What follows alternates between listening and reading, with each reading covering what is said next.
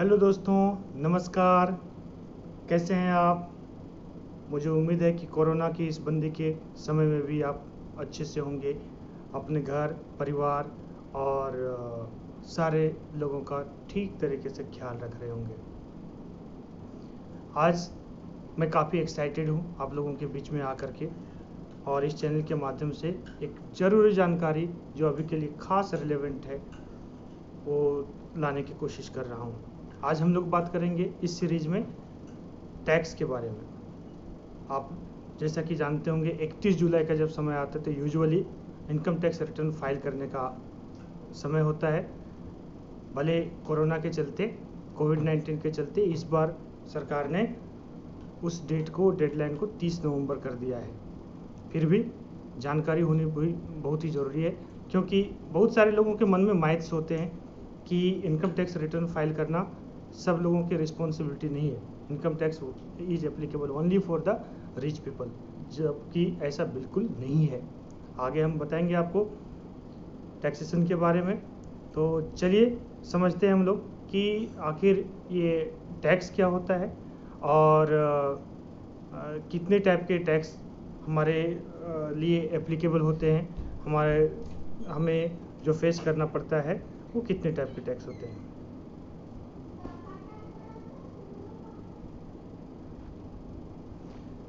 हमें जो mainly applicable होता है वो 2 टाइप का टैक्स होता है। तो टैक्स के बारे में एक अंडरस्टैंडिंग है, आप लोग सब कुछ जानते ही हैं। हम लोगों को जो इनकम होता है या जो हम कंजम्पशन करते हैं, खर्चे करते हैं, उसमें हम लोग को सरकार को टैक्स देना पड़ता है। टैक्स बहुत ही बड़ा, this is the major source of revenue for the government. जैसे आपका घर का बजट होता है और आप उसमें अपना इनकम एक्सपेंडिचर सारा सब कुछ प्लान करते हैं, वैसे गवर्नमेंट भी अपना इनकम एक्सपेंडिचर प्लान करती है। और गवर्नमेंट के लिए इनकम का मेन सोर्स है वो टैक्स है। तो टैक्स जैसा कि आप लोग स्लाइड में देख पा रहे हैं, ये 2 प्रकार के होते हैं। एक होता है डायरेक्ट टैक्स और इनडायरेक्ट टैक्स। डायरेक्ट टैक्स क्या है? जिसको हम लोग हिंदी में प्रत्यक्ष कर भी बोलते हैं। डायरेक्ट टैक्स मीन्स जैसे इनकम टैक्स हो गया, प्रॉपर्टी टैक्स हो गया, कॉरपोरेशन टैक्स हो गया, ये सारी चीज़ें एप्लीकेबल होती है हमारे इनकम पे। ये होता है डायरेक्ट टैक्स। डायरेक्ट टैक्स में यूज़र को खुद से डायरेक्टली जाके गवर्नमेंट को पैसे देने पड़ते हैं, टैक्स की अमाउंट। ये तो आपको क्लियर हो गया। और जब टैक्स पे करते हैं तो टैक्स पेयर को हम लोगों को इनकम टैक्स रिटर्न फाइल करना पड़ता है, जिसको हम लोग ITR बोलते हैं। वहीं इनडायरेक्ट टैक्स के केस में ये एक्सपेंसेस पे और कंजम्पशन बेस्ड टैक्स होता है। कंजम्पशन बेस्ड टैक्स मतलब जैसे GST की हम लोग बात करते हैं, और सेल टैक्स हो गया, इंटरटेनमेंट टैक्स हो गया। आप मेडिसिन खरीदते हैं, दवाइयाँ खरीदते हैं, कपड़े खरीदते हैं, उसमें आपको जो टैक्स देना पड़ता है उसको इनडायरेक्ट टैक्स बोलते हैं। ये आपको कॉन्सेप्ट तो क्लियर हो गया। आगे अब हम लोग जाएंगे इसमें कि क्योंकि आज का सीरीज है हमारा इनकम टैक्स के बारे में, इसलिए हम लोग इनकम टैक्स की बात करेंगे और इनकम टैक्स रिटर्न की बात करेंगे। देखिए, इनकम टैक्स रिटर्न फाइल करने के पहले सबसे पहले हम लोग समझते हैं कि जो टैक्स का असेसमेंट होता है उसमें हम लोगों को कितने हेड्स ऑफ इनकम होते हैं जब इनकम टैक्स रिटर्न फाइल किया जाता है, क्योंकि इसके बेसिस पे ही आगे हम लोगों के लिए एप्लीकेबिलिटी होती है कि कौन से टाइप का रिटर्न हमें फाइल करना है। तो usually there are 5 heads of income, 5 head हैं। पहला है इनकम फ्रॉम सैलरी, जो कि जिसके अंदर में सैलरीड एम्प्लॉय, जैसे मैं अगर सैलरीड एम्प्लॉय हूँ, मेरा सैलरी का इनकम है। अगर मैं कहीं पे काम करता हूँ और मेरा एम्प्लॉयर है, मेरा एम्प्लॉयर वो टैक्स काटता है और हम लोगों को फिर उस पर इनकम टैक्स देना पड़ता है। तो वहाँ पे हमारे लिए हमें इसके अंदर में इनकम टैक्स रिटर्न फाइल करना पड़ेगा और हमें पैसे देने पड़ेंगे।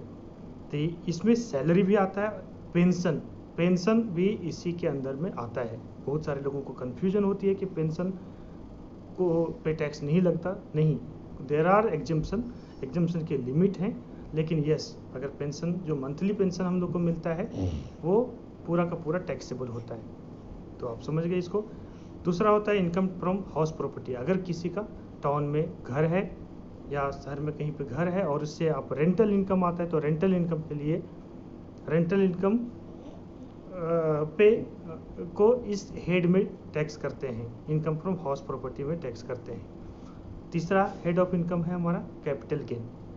अगर आपने कोई प्रॉपर्टी को प्रीवियस फाइनेंशियल ईयर में बेचा है या कोई प्रॉपर्टी खरीदा है और बेचने पे आपको गेन हुई है, तो आपको उसके इनकम फ्रॉम कैपिटल गेन के अंदर में टैक्स देना पड़ेगा।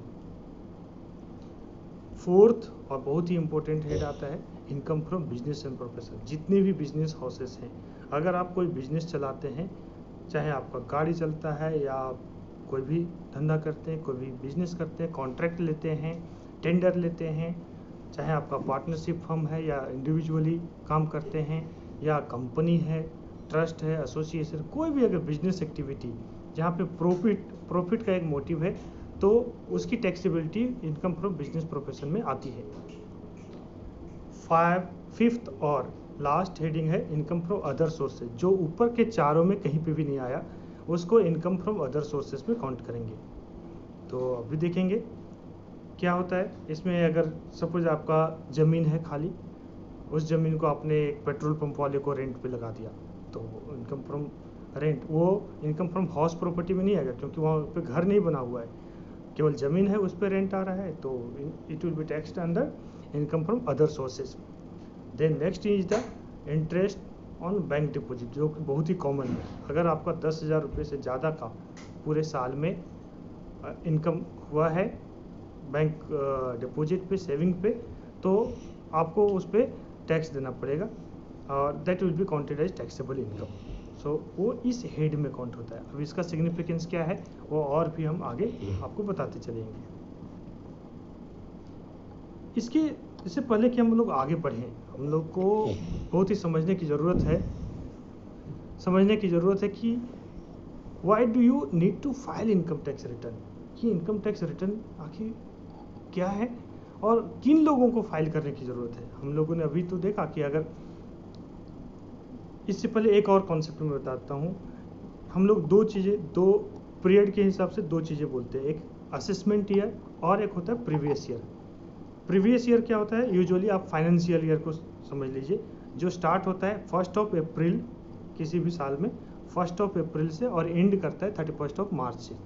तो जिस ईयर में आप इनकम अर्न करते हैं उसको हम लोग क्या बोलते हैं, प्रीवियस ईयर बोलते हैं। और उसके बाद वाले नेक्स्ट ईयर में, जिसमें कि इनकम का असेसमेंट में उसका लेखा जोखा करके कितना किसका टैक्स बनता है, कौन टैक्सेबल इनकम कितना है, एग्जेम्पशन कितना है, डिडक्शन कितना है, वो सब का, और जिसमें आप इनकम टैक्स रिटर्न फाइल करते हैं, उसको हम लोग असेसमेंट ईयर बोलते हैं। तो असेसमेंट ईयर, दूसरे वर्ड में आप बोल सकते हैं कि assessment year is nothing but the year just immediately following the previous year. तो उस केस में हम लोग समझ गए। अब इनकम टैक्स रिटर्न क्या है, अपने इनकम का और अलाउएबल एक्सपेंसेस का एक ब्यौरा है, एक डिटेल है, जब हम लोग फाइल करते हैं। और उससे फिर कैलकुलेट, मोटिव क्या होता है कि कैलकुलेट करते, एक तो सारा डिस्क्लोजर होता है कि आपने कौन कौन से ट्रांजेक्शन किए और कितना, कौन कौन से ट्रांजेक्शन टैक्सेबल ट्रांजेक्शन है और उसमें टैक्सेबल इनकम आया है। उसके बाद टैक्सेबल ट्रांजेक्शन के बाद हम लोग कैलकुलेट करते हैं कि अगर उसमें से टैक्सेबल इनकम है, if it is more than the exemption, basic exemption limit, then you have to pay income tax on that. तो इनकम टैक्स कितना पे करेंगे, टैक्सेबल इनकम कितना है और उसका कैलकुलेटेड कितना है। अगर आपने किसी ने क्या करके रखा है, TDS से सब है, तो वो सारा एप्लीकेबल होगा हमारे लिए। आगे चलते हैं और हम लोग देखेंगे कि क्यों इनकम टैक्स रिटर्न फाइल करने की ज़रूरत है, किसको फाइल करने की ज़रूरत है। बहुत ही क्रूशियल है, जो कि लोगों को समझने की ज़रूरत है। अभी हम लोगों का के मन में जो रॉन्ग नोशन है, गलत भ्रांतियां हैं, उसको आज दूर करने की ज़रूरत है। मैं अभी आपको बताता हूँ। इनकम टैक्स रिटर्न ही एक वैलिड प्रूफ ऑफ इनकम है। वैलिड प्रूफ ऑफ इनकम किन किन केसेस में आपको कंपलसरी लगेगा, अगर आपका कहीं पे फॉरेन ट्रैवल करने का प्लान है, तो वीज़ा एप्लीकेशन के टाइम पे लास्ट 3 इयर्स का इनकम टैक्स रिटर्न मांगता है वीज़ा ऑफिसर। जी हाँ, आपने सही सुना, क्योंकि बहुत सारे कंट्री ऐसे हैं जो कि फैक्ट ऐसा है, अगर आपको ट्रैवल करने का है तो you have to file income tax return, you have to show valid proof of income. कई सारे कंट्री मैंडेटरी करते हैं कि अगर आप उस कंट्री में जाते हैं तो आपके पास अकाउंट में पैसे होने चाहिए, सोर्स ऑफ इनकम होने चाहिए, so that because they don't allow beggar, yes they don't allow beggar, they don't allow people with less money. And क्योंकि आपको उसका पता ही होगा, वहाँ पे जाने के बाद अगर उनके पास सोर्स ऑफ इनकम नहीं रहते, अपने कमाने के लिए और जीने के लिए जरिया नहीं रहता, तो उनको फॉरेन गवर्नमेंट को डिपोर्ट करना पड़ता है इंडिया में, तो वो सिचुएशन नहीं आए। तो वीज़ा एप्लीकेशन के लिए मैंडेटरी है, और गवर्नमेंट ने बहुत सारे स्कीम निकाले हैं। अगर आपका मन है आगे चल के बिजनेस करने का और आप कोई लोन के लिए अप्लाई करना चाहते हैं, तो क्रेडिबिलिटी चाहिए उसके लिए। क्रेडिबिलिटी कहाँ से आएगी? अगर आपका 3 साल का इनकम टैक्स का रिटर्न का रिकॉर्ड है आपके पास, तो आपके लिए ईजिली लोन मिल जाता है। दूसरा है कोई प्रॉपर्टी का अगर आपको रजिस्ट्रेशन करना है, तो बहुत सारे स्टेट ऐसे हैं, बहुत सारे राज्य हैं, जैसे बेंगलोर, ये सब में आपको वहाँ पे प्रूफ ऑफ इनकम देना पड़ेगा और उसके लिए इनकम टैक्स रिटर्न देना पड़ेगा। फिर क्विकली हम लोग आगे चलते हैं। अगर आपको क्रेडिट कार्ड का अप्लाई करना है, क्रेडिट कार्ड आप जानते ही होंगे, किसान क्रेडिट कार्ड की मैं बात नहीं कर रहा हूँ। किसान क्रेडिट कार्ड में गवर्नमेंट आपको गारंटी देती है, लेकिन यहाँ पे जो क्रेडिट कार्ड होती है, जो बिजनेस के लिए और ऐसे नॉर्मल इंडिविजुअल के पास होती है, वो क्रेडिट कार्ड के लिए भी आपको इनकम टैक्स का रिटर्न की कॉपी मांगती है। ठीक है, बहुत सारी जगह पे अगर आपको प्रूविंग सोर्स ऑफ इनकम, बहुत ही इंपॉर्टेंट है, सोर्स ऑफ इनकम अगर आपको प्रूव करना है तो उसके लिए क्या चाहिए? इनकम टैक्स रिटर्न चाहिए। क्या होगा? अभी आप बहुत कमाए, खूब कॉन्ट्रैक्ट ले रहे हैं, अभी आपको पता नहीं चल रहा है, पैसे बना लिए, प्रॉपर्टी बना ली, कल को जा कर के इन्फोर्समेंट डायरेक्टरेट का, आयकर विभाग का छापा पड़ता है आपके ऊपर कि आपके पास आय से अधिक संपत्ति है। तो उस केस में आप क्या करेंगे? आपके पास तो कोई डॉक्यूमेंट नहीं है। अगर आपने डिसिप्लिन रख के एवरी ईयर में इनकम टैक्स रिटर्न फाइल किया है, तो आपके पास क्या है? Valid proof of source of income का प्रूफ है। आप उसको ईयर क्रोनोलॉजिकली अच्छे से डिस्क्लोज कर सकते, बता सकते हैं कि ये रहा हमारा सोर्स ऑफ इनकम, हमने यहाँ इस साल में इतने पैसे कमाए हैं और उस कमाए हुए पैसे में से ही हमने संपत्ति खरीदी है, जिसका वैल्यू आज भले ही बढ़ा हुआ होगा, तो आपको कोई ट्रबल नहीं होगा। दूसरा है क्यों, कब मैंडेटरी है फाइल करना?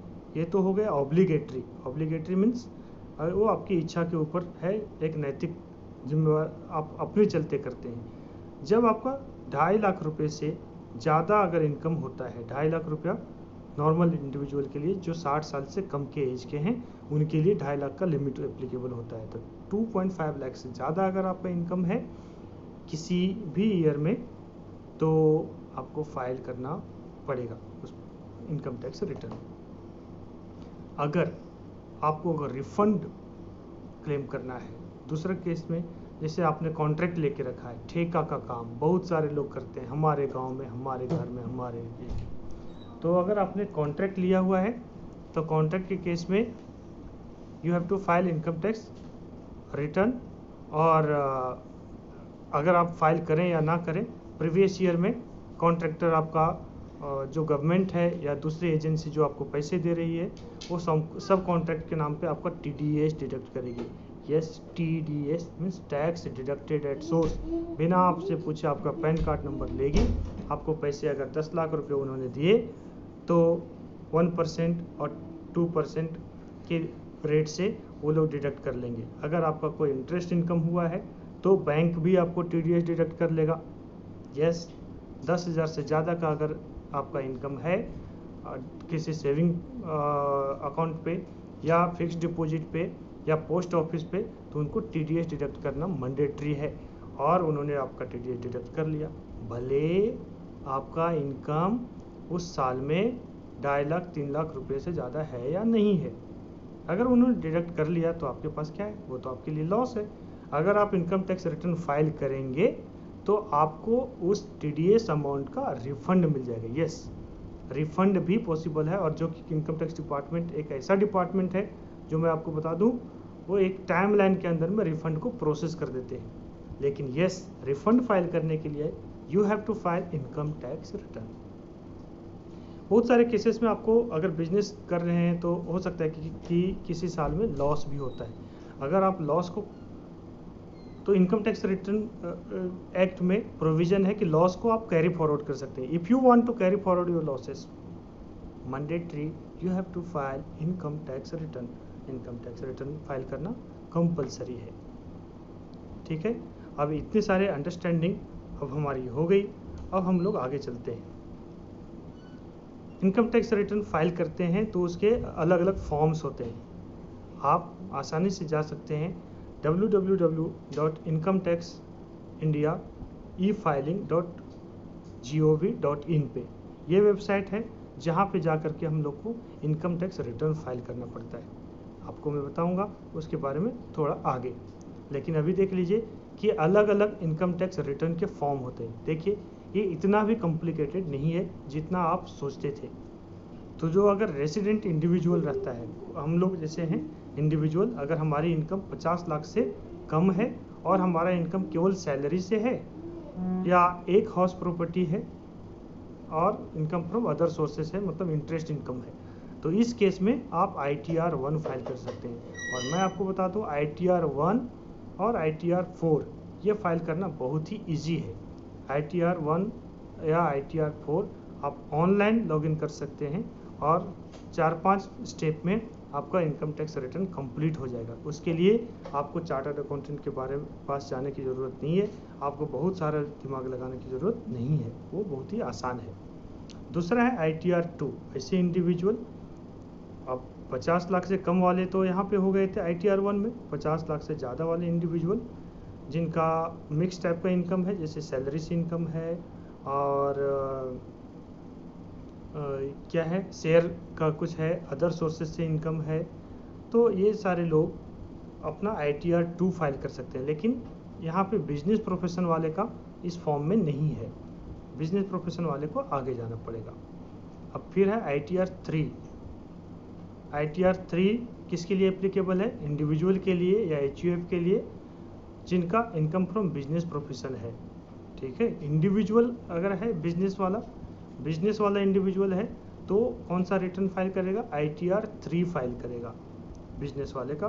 बिजनेस इंक्लूड्स प्रोफेशन ऑल्सो, सो प्रोफेशन वालों को भी ये करना पड़ेगा। मैं आगे और बताऊंगा कौन से प्रोफेशन वालों को शॉर्टकट में काम चल जाएगा। यस, वो भी शॉर्टकट है, लेकिन उसके लिए थोड़ा सा पेशेंस रखना पड़ेगा आपको। नेक्स्ट है ITR 4, जो रेसिडेंट इंडिविजुअल HUF फर्म हैं, ठीक है, और जिनका इनकम लेस देन या इक्वल टू 50 लाख है, 50 लाख से ज़्यादा नहीं है, और वो लोग बिजनेस रन करते हैं, रिटेल बिजनेस रन करते हैं मेनली। जैसे दुकान है बगरामुंड में दूसरे जगह पे, जिसका रिटेल दुकान है, वो रिटेल दुकान वाले क्या कर सकते हैं? इस ITR 4 में अपना इनकम टैक्स रिटर्न दे सकते हैं। मैं इसके लिए इसका स्पेशल प्रोविज़न है कुछ, वो भी मैं आपको आगे बताऊंगा। नेक्स्ट आता है ITR 5, इंडिविजुअल HUF को छोड़ करके, ठीक है, other than individual HUF company जो कि ITR 7 फाइल कर रहे हैं। तो ITR 7 आगे मैं यहीं पे बता देता हूँ। ITR 7 उसके लिए एप्लीकेबल है जो कि स्कूल है, फॉर एग्जांपल हॉस्पिटल्स हैं, जो इनकम टैक्स का एक सेक्शन है, सेक्शन 1023, वहाँ पे एग्जेम्पशन उनको मिलता है, 1 करोड़ तक के इनकम का एग्जेम्प्टेड होता है उनका। तो अगर जिनको एग्जेम्पशन होता है वो वाले लोग ITR 7 फाइल करते हैं। तो इन लोगों को छोड़ करके जो ट्रस्ट होते हैं, जैसे चैरिटेबल ट्रस्ट ये सब होते हैं, वो ITR 5 फाइल करते हैं। और कंपनियों के लिए स्पेसिफिक इनकम टैक्स रिटर्न है, वो ITR 6 है। तो अभी अब अलग अलग ITR form, income tax return, ITR means income tax return, उनके अलग अलग फॉर्म होते हैं जो अलग अलग लोगों के लिए अलग अलग एप्लीकेबल होते हैं, वो मैंने आपको ब्रीफ में बताया। नेक्स्ट है कि जब आप इनकम टैक्स रिटर्न फाइल करने के लिए जाते हैं तो यूजुअली आपके लिए क्या है, किसी भी कॉमन इंडिविजुअल के लिए क्या क्या एप्लीकेबल होगा? चाहे तो आप सैलरीड एम्प्लॉय हो सकते हैं या आपका कोई प्रोफेशन हो सकता है जिसके लिए आपको फॉर्म 16 मिलता है।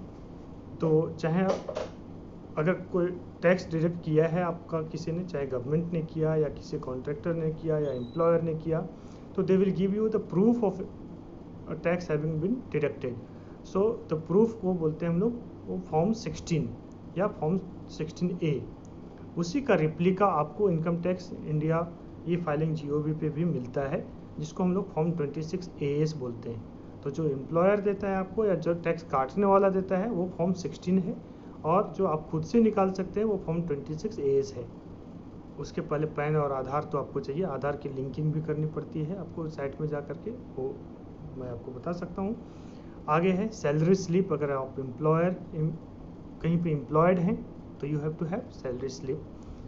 बैंक से आप सेविंग पे अगर उन्होंने TDS डिडक्ट किया है तो आप इंटरेस्ट सर्टिफिकेट ले लीजिए। ऐसे भी बैंक को आप बोलेंगे कि इंटरेस्ट सर्टिफिकेट निकाल दो, तो इंटरेस्ट सर्टिफिकेट निकाल देंगे। बाकी इन्वेस्टमेंट प्रूफ आपको लेना पड़ेगा। क्यों? इन्वेस्टमेंट प्रूफ अगर आपके पास है तो सर्टेन इन्वेस्टमेंट के अगेंस्ट में आपको डिडक्शन मिलते हैं, जैसे कि LIC प्रीमियम का रिसीट आपको देना पड़ेगा। प्रोविडेंट फंड अगर आपने जमा किया है, एक पब्लिक प्रोविडेंट फंड होता है और एक एम्प्लॉय प्रोविडेंट फंड होता है, तो दोनों में से किसी में भी अगर आपने जमा किया है अपने पैसे को, कंट्रीब्यूशन दिया है, तो you have to have the slip. Investment है इक्विटी लिंक्ड सेविंग स्कीम में अगर आपने शेयर में किए हैं 5 वर्ष से ज़्यादा वाला equity link share saving scheme में कहीं पे जमा किया है पैसा, तो उसका भी प्रूफ ले लीजिए। और नेशनल पेंशन स्कीम में अभी गवर्नमेंट का चला है, तो पेंशन स्कीम में अगर आपने जमा किया है तो that you can have the proof of that. फिर मोस्ट इम्पोर्टेंट ट्यूशन फ़ी अगर आपने जमा किया है तो उसका भी हमें डिडक्शन मिलता है। ये सारे जो पॉइंटर मैंने 1 2 3 4 5 लिखे हैं, इसके अगेंस्ट में डिडक्शन मिलते हैं। और सपोज दैट आपका taxable income for example 5 lakh है, 5 लाख है अगर, और आपके पास ये सारे इन्वेस्टमेंट के प्रूफ हैं 1.5 लाख तक के, 1.5 लाख तक का अगर इन्वेस्टमेंट का प्रूफ है तो आपका 5 लाख में से 1.5 लाख इनकम माइनस हो जाएगा, टैक्स नहीं माइनस होगा, इनकम।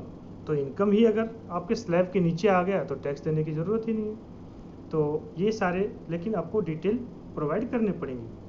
फिर 7th नंबर पे हमें क्या चाहिए? Home loan statement. अगर किसी ने होम लोन लिया हुआ है, यस हाउसिंग लोन बहुत सारे लोगों ने लिया होगा, लोन लेकर के हम लोग घर बनाते हैं, तो उसका स्टेटमेंट आपको निकालना पड़ेगा बैंक से। और कैपिटल गेन अगर आपका कुछ हुआ है तो उसके डिटेल आप निकाल लीजिए। उसके बाद इनकम टैक्स रिटर्न फाइल करने के लिए आप तैयार हैं। यहाँ पे छोटी सी जानकारी और दे दूँ मैं आपको कि इनकम टैक्स के एप्लीकेबल स्लैब रेट क्या है। फाइनेंशियल ईयर 1920 जो 31 मार्च 2020 को जो ईयर क्लोज हो गया है, उसका रिटर्न वो हो गया हमारे लिए प्रीवियस ईयर, और हमारे लिए असेसमेंट ईयर क्या होगा 1 अप्रैल 2020 से लेके 31 मार्च 2021 तक, ये हो गया असेसमेंट ईयर। ये तो इस असेसमेंट ईयर के लिए यानी कि प्रीवियस ईयर 2019-20 के लिए हमारे लिए एप्लीकेबल टैक्स रेट ऐसे हैं। अप टू 2,50,000 2.5 लाख रुपए तक नील लगता है। जो लोग 60 साल से कम के एज के हैं उनको 2.5 लाख का लिमिट है। उसका नेक्स्ट लिमिट है फिर 3 लाख रुपए तक का, जो 60 साल से 80 साल तक के एज के सीनियर सिटीजन जिसको बोलते हैं। तो सीनियर सिटीजन के लिए है 3 लाख तक का बेसिक एग्जम्पशन लिमिट है। और नरेंद्र मोदी गवर्नमेंट में एक सुपर सीनियर सिटीजन भी हैं। सुपर सीनियर सिटीजन के लिए जो 80 इयर्स से एबव के एज वाले हैं उनके लिए स्कीम है, वो है 5 लाख रुपए तक का एग्जम्पशन का। तो अब आगे चलते हैं कि 2.5 लाख से 5 लाख तक में आपको यूजुअली 5% टैक्स देना पड़ेगा। 5% on income exceeding taxable income exceeding 2.5 lakh रुपया। ये टैक्सेबल इनकम हम बात करते हैं ना, ये डिडक्शन क्लेम करने के बाद मीन्स आपका फी वगैरह देने के बाद जो अमाउंट बचता है उस पे टैक्स देने की बात है।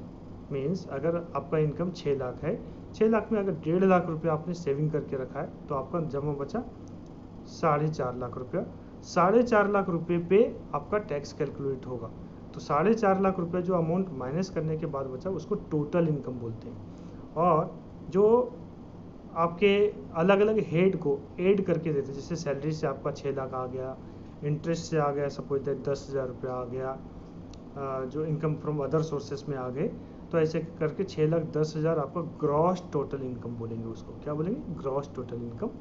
उस ग्रॉस टोटल इनकम में से अगर हम लोग डिडक्शन को माइनस करते हैं, 1.5 लाख रुपए तक का जो लिमिट है, अगर आपके पास प्रूफ है, अगर उसको आप माइनस करते हैं तो all those things that will be called total income. और अगर टोटल इनकम ये सब स्लैब से एक्सीड करता है, 2.5 लाख रुपया, 3.5 लाख या 5 लाख के स्लैब से एक्सीड करता है, तो आपको ये रेट से टैक्स देने पड़ेंगे। तो 2.5 लाख से 5 लाख तक में 5%, 5 लाख से 10 लाख तक में आपको 20% देना पड़ता है। मीन्स जो 2.5 लाख से 5 लाख वाला है उस पर 5% ही देना पड़ेगा, लेकिन जो 5 लाख से एक्सीडिंग रहेगा इनकम, 5 लाख से 10 लाख के बीच वाला, उस पोर्शन पे 20%।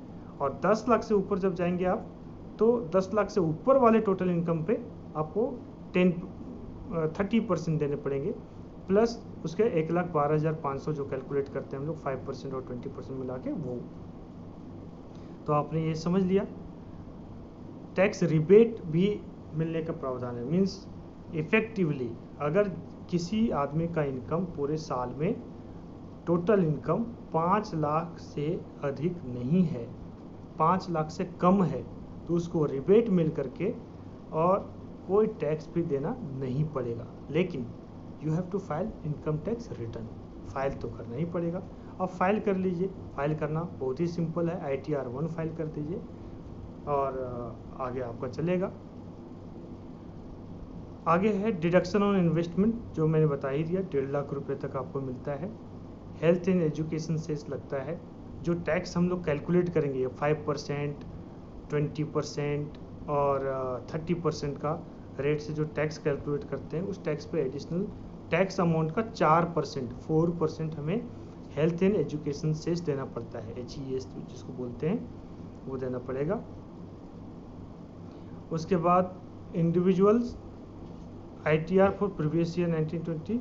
सो हाँ, डेट ऑफ फाइलिंग हमने वो भी देख लिया कि 31 जुलाई यूजुअली लास्ट डेट रहता है हमारा, लेकिन कोविड के चलते 30 नवंबर तक का डेडलाइन बढ़ा दिया गया है।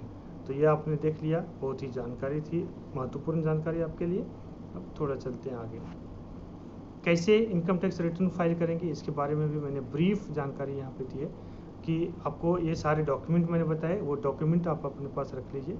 और यहाँ पे लिंक दिया हुआ है इनकम टैक्स इंडिया e-filing.gov.in, वहाँ पे जा कर के आप करते हैं। अगर आपने कभी इनकम टैक्स के वेबसाइट पे अकाउंट नहीं बनाया है, तो you have to log in to this website.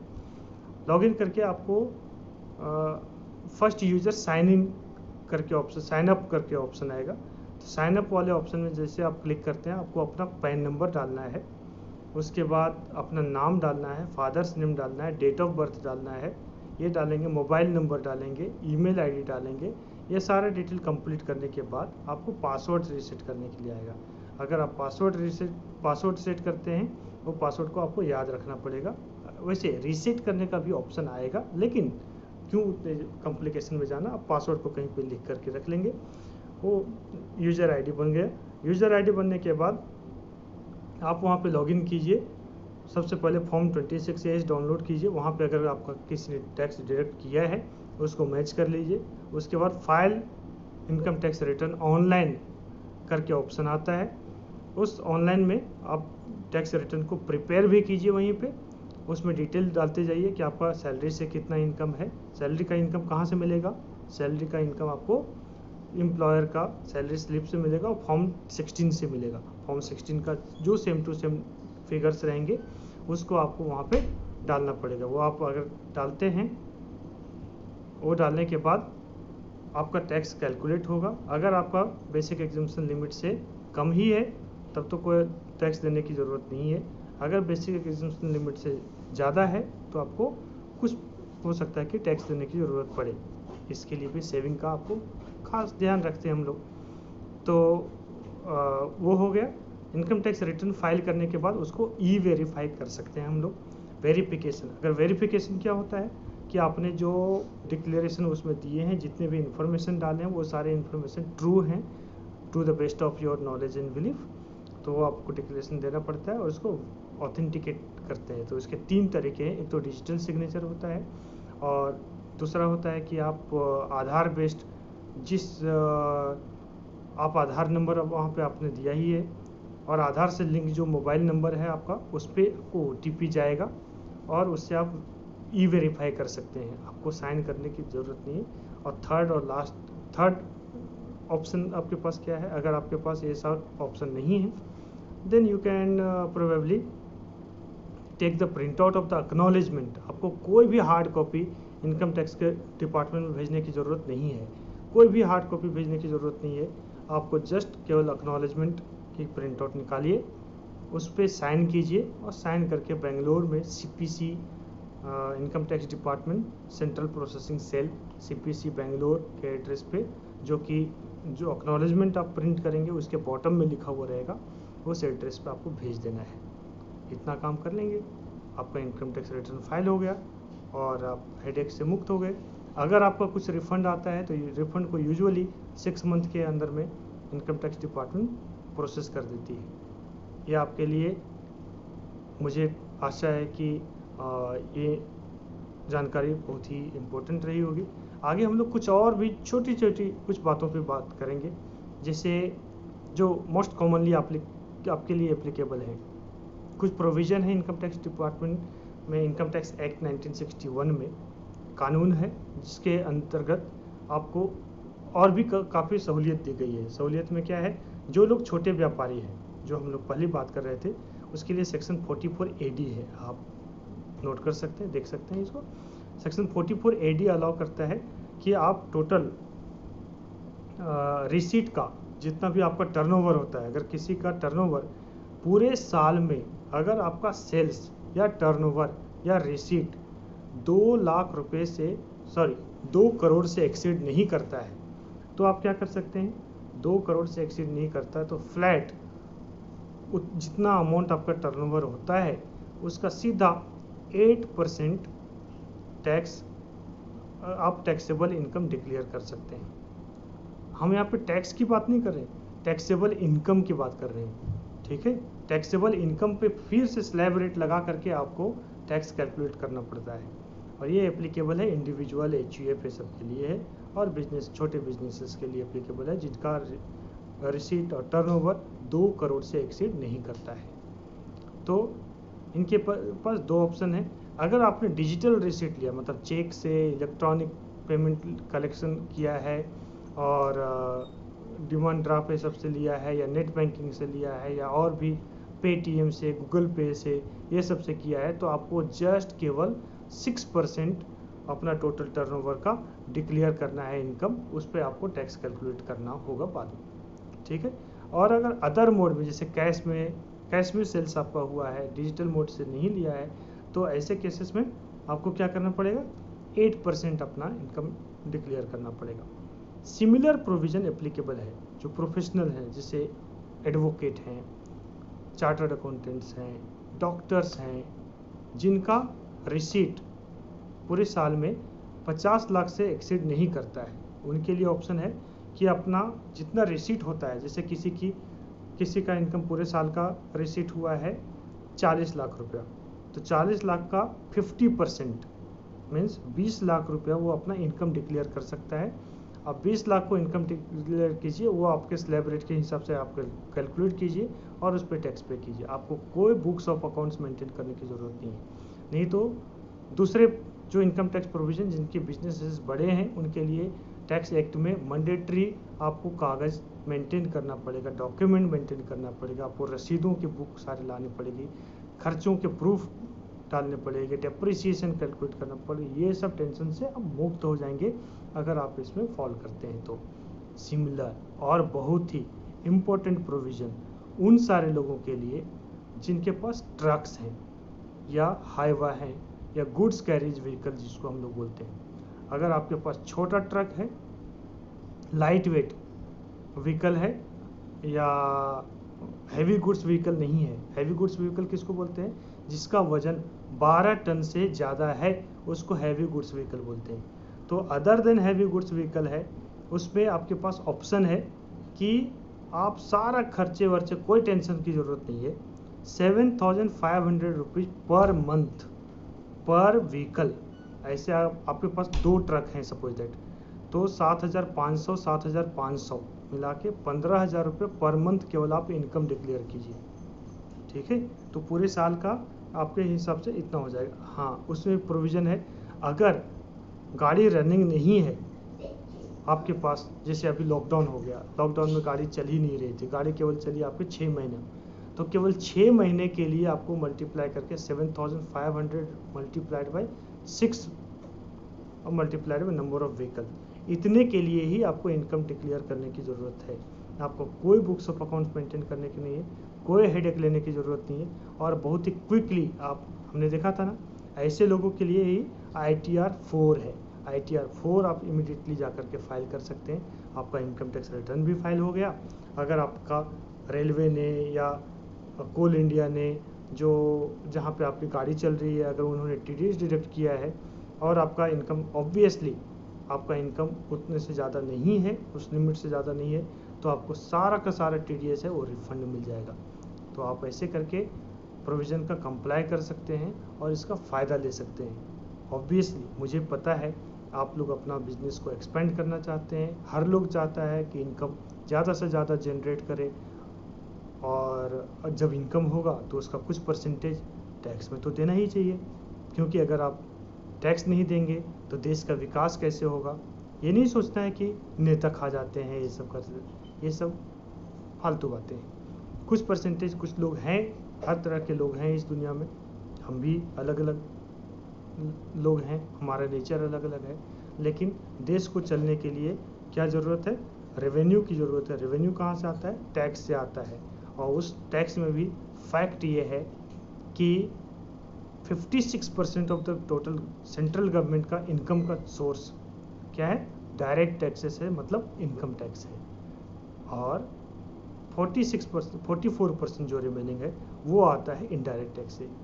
तो मेरा आप लोगों से अपील रहेगा, आप इनकम टैक्स रिटर्न फाइल कीजिए, हो सके तो कुछ एप्लीकेबल होता है तो इनकम टैक्स भी दीजिए, और नहीं होता है एप्लीकेबल, आपका इनकम कम है तो आप अपना रिफंड ले लीजिए अगर आपका TDS कटा हुआ है, और सुखी रहिए।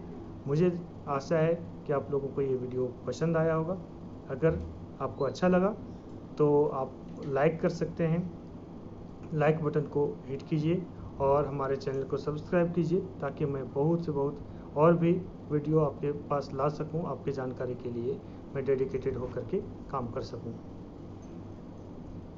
और अगर आपको इनकम टैक्स रिटर्न फाइल करने में या इस टैक्स से रिलेटेड जानकारी चाहिए, तो because I am a chartered accountant and I am available to all the people, specifically Jharkhand के लोग, जो हमारा जन्मभूमि है, जन्म धरती है, वहाँ के लिए मैं चाहता हूँ कि अपनी भाषा में, हिंदी में मैं वीडियो बनाऊँ और बहुत से बहुत जानकारी को शेयर करूँ। उसके लिए हमने अपना ईमेल ID, कॉन्टैक्ट डिटेल यहाँ पे दिए हैं।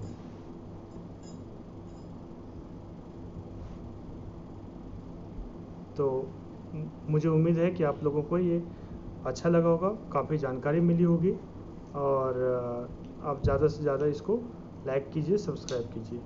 Thank you.